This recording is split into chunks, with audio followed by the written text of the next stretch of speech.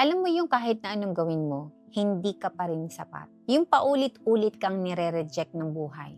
Si David Goggins, bago siya naging icon ngayon, hindi maganda ang istorya niya. Sobrang hirap ng childhood niya. Binuli, binagsakan ng problema, at nang sumubok siyang pumasok sa military, rejected siya. Hindi lang once, paulit-ulit. Pero ito yung kakaiba sa kanya.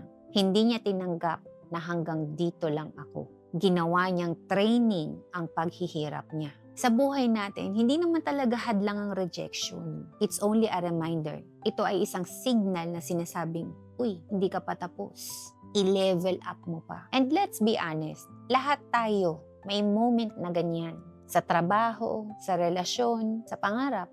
Pero kung siya, na kaya niyang lampasan yun, ikaw rin, hindi ka exemption. Next time, ma-reject ka, tandaan mo to. Hindi ka tinatanggihan, tinuturuan ka lang.